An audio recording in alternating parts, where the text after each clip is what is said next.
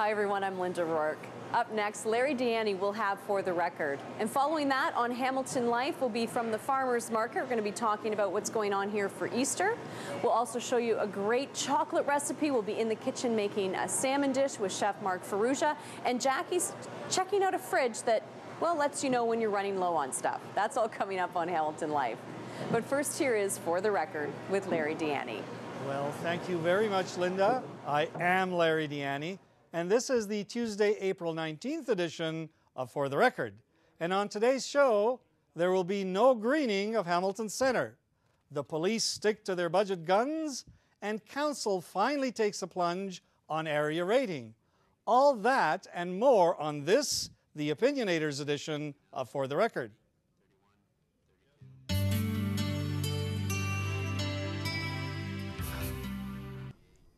And there's lots to talk about, so let's meet today's panel. And of course, they are Mr. Festival of Friends, Lauren Lieberman, Power Group Communications President Laura Babcock, and joining them this week, former Hamilton City Councillor Ron Corsini. Welcome to each of you. Nice to be here. And panel, let's begin with what has been, for the last 10 years or so, a very contentious issue, and that's the issue of area rating. And you remember what that is, and just for the sake of the audience, in case they've forgotten, that's a tax regime that was brought in right after amalgamation, really to soften the tax burden on the suburban municipalities because they weren't getting the same services as the inner city, so they were paying less.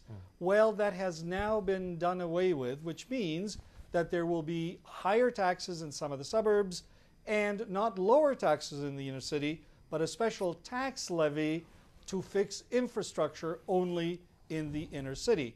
So let's start with you, Lauren. Did council get it right finally? Perhaps. I think the entire issue was presented to the voting public is very complicated. I'm not sure that your average voter has a good grasp on it. And at the end of the day, the most important thing that everybody needs to know is, it doesn't matter where you live in the city of Hamilton, your taxes are going to go up. And your anger level will be proportionate depending on where you live and how much it does go up. It's a complicated thing. It's a wonderful thing that council has dealt with it. It doesn't come into effect just yet, but it's one less serious conversation that council no longer can keep deferring till next time. And I think that's a quality act. I Laura. agree. I agree. I think that council has shown some courage here. Other councils have been ducking and weaving this political football nightmare for years.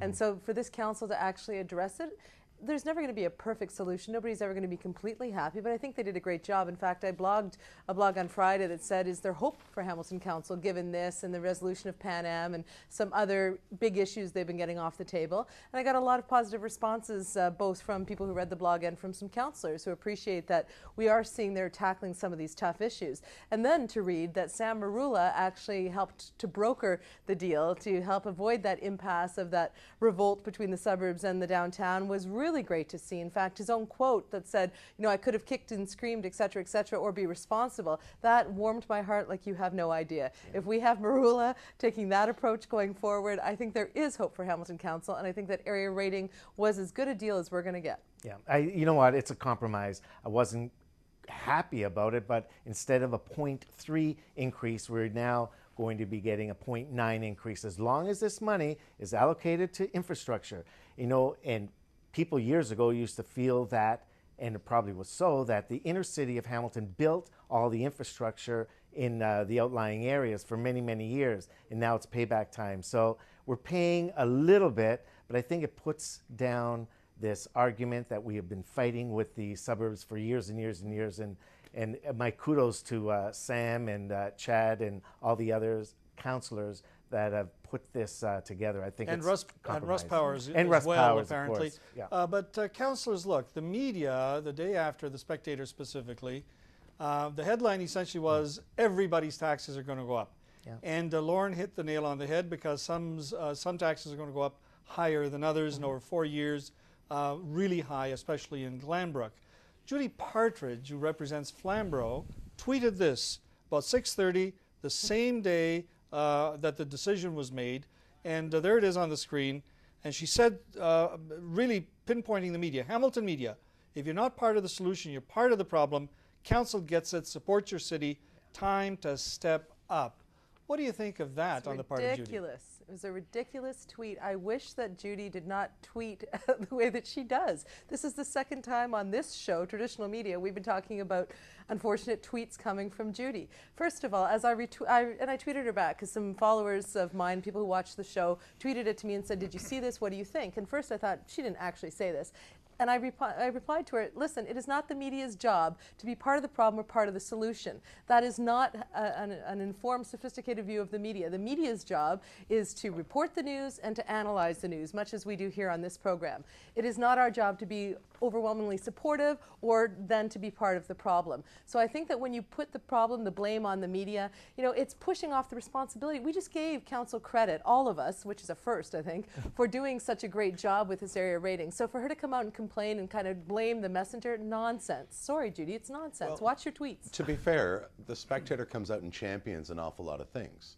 And taking that position then the issue would be, based on what you said, Laura, that they're supposed to report the news They did, yep. or analyze the news, No, but they both. always don't. But they always don't just necessarily stick to that. And there seems to be an agenda of city building now and then from the Spectator. I'm not making But you're excuses not for part of the Councillor problem or Partridge. the solution. You know It's what, not I an agree with you, either Lauren. or Well, attitude. Come on. Hey, Yeah. one at a time. All right. Ron, go ahead. Well, I just, I don't think it's that bad what she said. I'm not as upset about it as Laura is. I think she's just saying it straight out, and the media has a lot of influence in this community, a ton of influence in this community. We have one newspaper, and we have some regional papers that some people in the city don't even receive. So I think it's fair for her to say that. You know what, don't Ron? see anything wrong Maybe with I'm that. the only person on the panel, and if I'm not, forgive me, who was a journalist at one time, a full-time journalist. And so it offends me when I hear people, politicians in particular, try to blame the media. You know, the media is going to report, and then they're going to have their different editorials, their different columnists, but they're not part of the problem or de facto part of the solution. They are the media doing their role. So when a politician comes out with something like that, it is not, to me, an accurate portrayal of what the media should do. Stop complaining, just keep doing good work, and you'll get the coverage. All right, listen, we may not be journalists, but we are pundits on this show, Laura, just for the record. But let me just switch gears, because there was some other pushback as well. And actually, the media supported council on this, and it had to do with the police budget, where it was sent back to the Police Services Board, and the Police Services Board essentially said to council, stuff it. I think they were a little more polite than that. Yeah. What do you make of that, folks? Well, you know what? I'll go first. I don't think the police had any other choice. They have to come in with an increase every year because wages and benefits continue to rise. And this starts up at the province level and dwindles down to our Police Services Board, who try, I believe, to ring in the reins wherever they possibly can. But this is something that they have no control over, and it's wages and benefits that they have to contend with each year. There are two issues that I have with this. One is that there is an option for more transparency, for an open reading of a line by line of the budget. I believe Toronto Police Services Board does this. When the city says we need everybody to come in line with inflation on their budgets, and the police services gives a budget that's above that, and then comes back, has a board meeting, says no, we're not going to go any further. We're not going to show you what the line by line item is. I think it's problematic. I think yes, they have a right to do that, and I'm sure what they're asking for is probably justified. But why can't we see that? And that was the Spectator's point. Why can't we? If there's a good reason for it, let us know what that reason is particularly. My second issue with it is that soon after there was a profile with the Police Services Board chair where she said in the interview it's not her job particularly to Make changes. yeah, I mean, yes, it's a governance board, I get that, but she talked about sort of a hands-off, just support of the police chief without any kind of authority beyond that, and I don't quite agree with that. I don't think the chair is just there to support the chief. I think that the chair Let's chairs. give Lauren a chance because we're running out of time. I was there at boards and agency presentations. I didn't see all of them, but I certainly saw a lot of them, and I even made one. And there's something patently unfair about everybody being asked to take a 1% or a 1.5%. And those who didn't desperately need the 1.5%, could you take a 0 increase? And then, everybody's board or agency is vital and important to those within those boards and agencies. And to ask and get favorable belt tightening in some places without it in others is just not fair to those who did it. Well, listen, we could debate this further. I happen to think that if we're going to spend money, public safety is not a bad place to spend money. But opinionators, we've just scratched the surface. There's lots of topics to talk about. So viewers, please stay tuned. We'll be right back with the opinionators.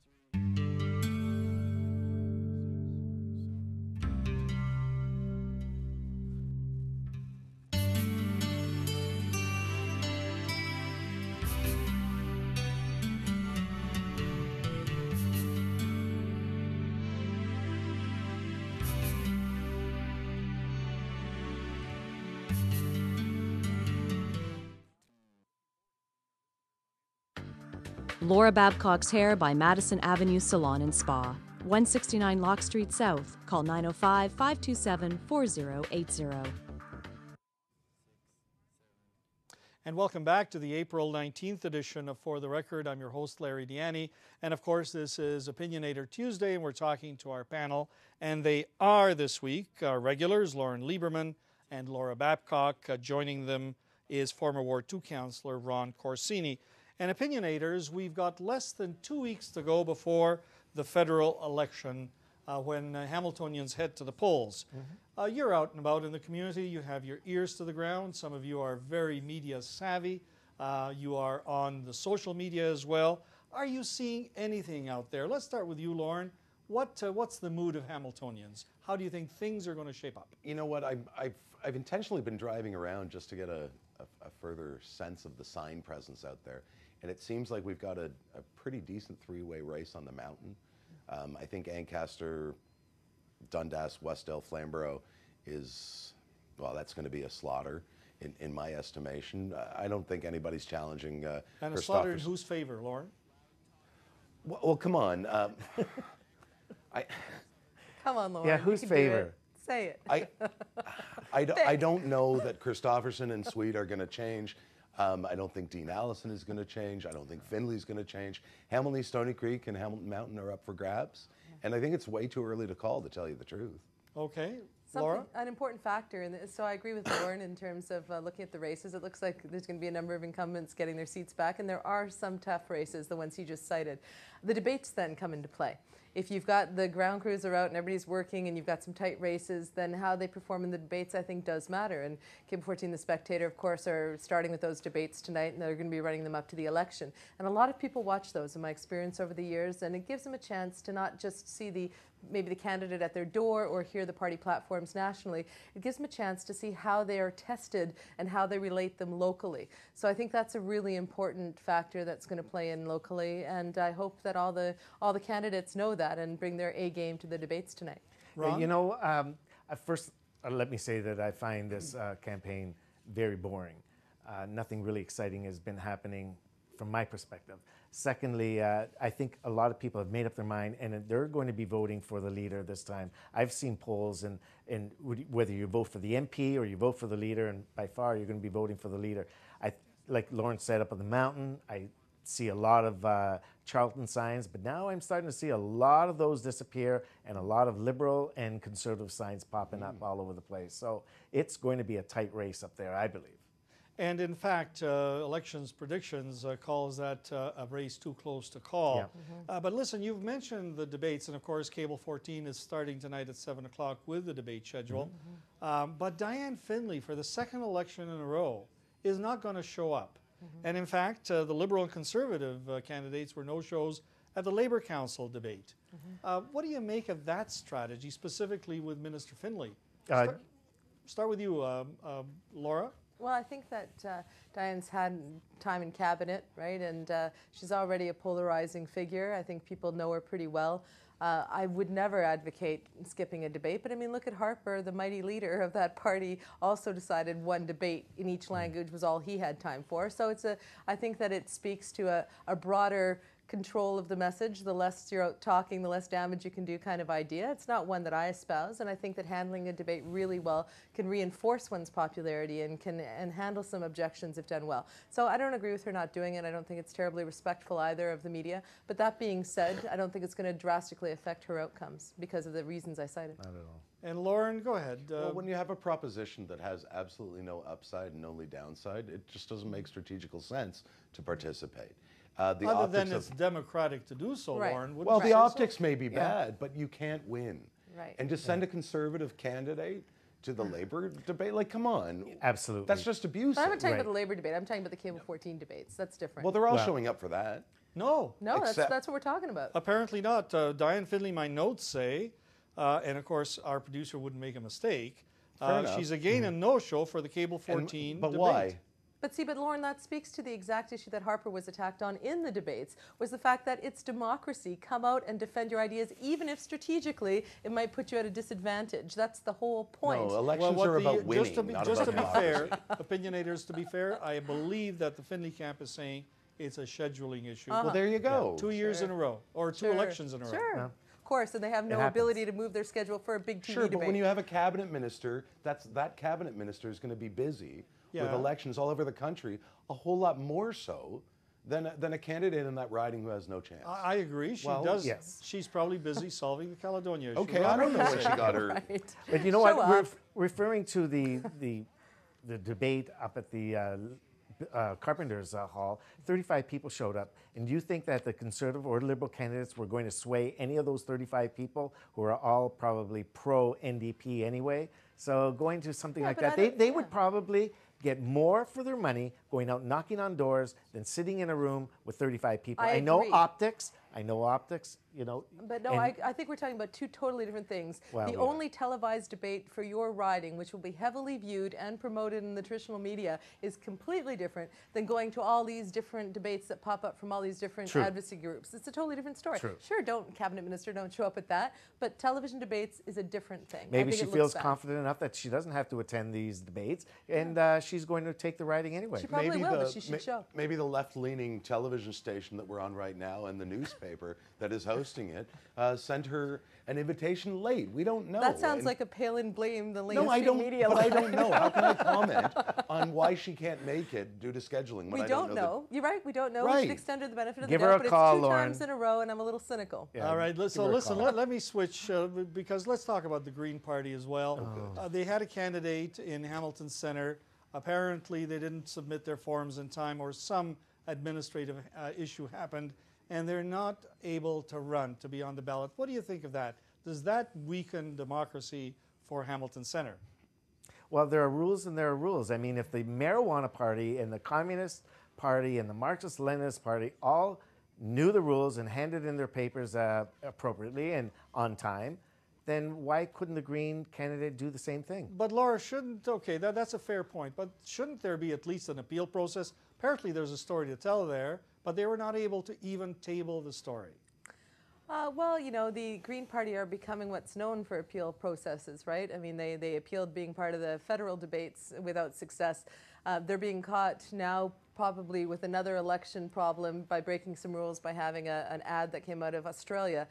So I think that the Green Party maybe is still learning the rules, and as Ron said, there has to be some order to the would-be chaos of elections. So no, I'm not hugely sympathetic. They can try. The appeal is they've used the Court of Public Appeal very successfully, at least with the last federal Okay. election debates. Fair enough. So Lauren, they can just do a that. quick comment, Lauren. Yeah, I don't know. I wish the Green Party would stop being the ugly little sister in Canadian politics. Get their act together. Fair they enough. can't even put candidates' signs, names on their signs, for God's sakes. Well, fair enough. Listen, you make good points, but now it's my turn, opinionators. And I want to talk about a different level of government. I want to talk about some school wars, and really I want to talk about the school board and what's happening there. And we've seen in the last few weeks, we've witnessed a veritable war break out in our public school system. And it's not a war between students, it's not even a war between the teachers' unions and the government. In fact, it's a war between different factions of our elected trustees. Now I ask, is this good for students?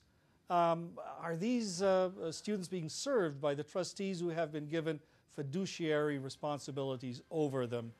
And what's the war over anyway? More resources for kids? Better pay for teachers? More and better technology? None of this. In fact, the war is over which schools will be studied for potential closure. Not which schools will be closed, but which schools may be closed. And now, in fact, one trustee is under investigation for apparently undermining the authority of the board and for allegedly leaking private information. Conversely, the board is being accused of meeting illegally in camera and not following appropriate rules. Meanwhile, some parents have quit a study committee looking at the whole issue. What a sorry state of affairs. Where are the student interests in all of this? Opinionators, have trustees forgotten their roles, or is this a just fight? Lauren, what do you think? I don't know. I don't know the rules of trustee behavior all that well. I think, Larry, the best point you made is that this isn't about the kids, that this isn't about enhancing our educational system.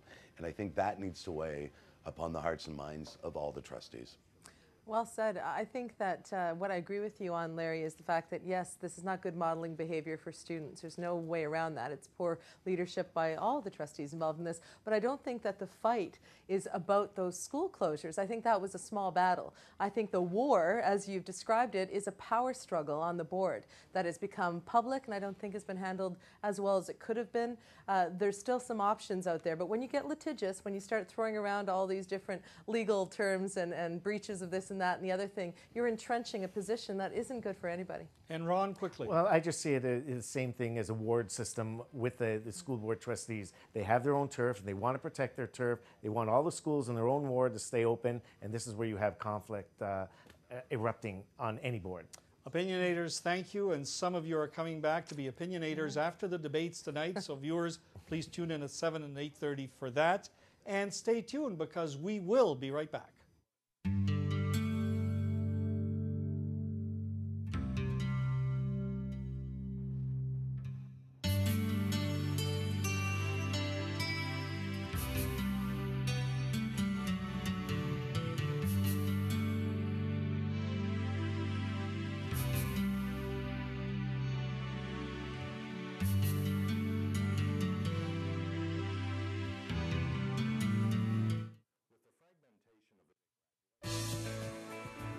Larry Deanne's wardrobe provided by Newman's Menswear.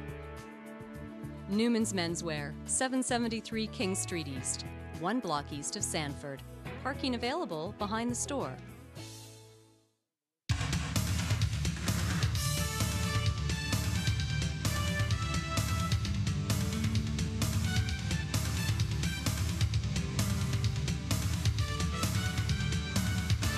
And in our notebook, we begin with a story about the good folks at St. Nicholas Serbian Orthodox Cathedral doing their part for Food Share. Our congregation, the St. Nicholas Serbian Orthodox Cathedral congregation, started this action collecting the food for hungry and homeless people of Hamilton as of beginning of March, basically from the beginning of Great Lent. We Serbian Orthodox people, we know how hard it is to be hungry and without home. And we hope that future events such as this one will be more successful. The initiative came from my colleague from Father Lazar, and we are going now to deliver it to the food bank. You too can donate to the Hamilton Food Share by calling 905-664-9065 or giving online at hamiltonfoodshare.org. And well, Hamilton's newest hero is back, and it seems that he's thawed. And of course, I'm referring to none other than Glenn Harkness, the executive director of the Boys and Girls Club of Hamilton, who has just returned from his famous fundraising trip to the North Pole. Welcome back, Glenn. Thank you so much, Larry. It's good to be back and back to this warm weather. It is warm outside compared to where I was. And how cold did it get, Glenn? Do you know, when we started the race, it was minus 32 degrees Celsius, and by the end of it, it was minus 40 degrees Celsius. So I felt the cold. Well, I'll bet you did, but you were appropriately dressed, I hope, but still, that is mighty cold. And of course, remind people what you were doing. Well, I was running a full marathon, 42.2 kilometers, up in the North Pole, and I wanted to pick some place that was extreme and way out there, and I certainly did that. The marathon took me about 6 hours and 18 minutes to complete, and I'm pretty proud of that. And there's some film that we're seeing of exactly that. And of course, you raised money for the Boys and Girls Club. Tell us how much was pledged and how much will be raised. Well, we're very lucky, and the community came together along with some major sponsors, of the Boys and Girls Club, and we were successful in raising $100,000, so very, very proud of that amount, and everybody contributed to that, so thank you so much. Now, I understand that there were 29 individuals from all over the world participating, but you were the only Canadian, true? Yeah, I was proud to carry the Canadian flag. I had it at the start line, and your cameras just showed that. At the end of the race, I actually went to pull out the Canadian flag out of my pocket. I had folded it very nicely, was very organized, and was going to tear that flag out, but my pocket was frozen in that minus 40-degree weather, so I couldn't get the flag out. Well, we've got a couple of pictures. I don't know if it's of that, but let's get some of the photographs, and maybe if you can see the monitor, you can talk about that. What is that? That's a group shot, and that's exactly what it looks like up in the North Pole. There's really nothing but snow, and that's me running behind my friend from Australia. The number 32 there was actually my roommate up there, and I'm slightly behind him, but proud to say I beat him at the end. But great people up there, very everybody. That's me at the finish line. You can see that my face is frozen, and I crossed the finish line in 6 hours and 18 minutes. My gosh, so it took you 6 hours and 18 minutes to do all of that, Glenn. And so what's coming up next? Tell us about, there's a gala event to celebrate this, and I'm sure to watch some more pictures and hear you. When is that happening? What's that all about? Yeah, the gala dinner is next Thursday, April the 28th at 6 o'clock at Carmen's. And you can either buy individual ticket or buy a table if your company's interested in doing that. And we'll have some entertainment there, and our very own Brian Mello will be performing, so I'm very proud of that. And then you'll be able to listen to me talk about my experience up there and how I relate that to children and youth in our great city, and how I did this because I wanted it to be example to children and youth that you can overcome any challenge and any barrier. You know, Glenn, you have been a great example to all of us. We congratulate you. And we thank you for what you've done. Well done, my friend. Thank you so much, Larry. And quickly before we get out of here, the city wants your input on the West Harbour Marine Recreational Plan. There's a public meeting tomorrow night from 6:30 to 8:30 at the Discovery Center. That's 47 Discovery Drive. And that wraps up this edition of For the Record.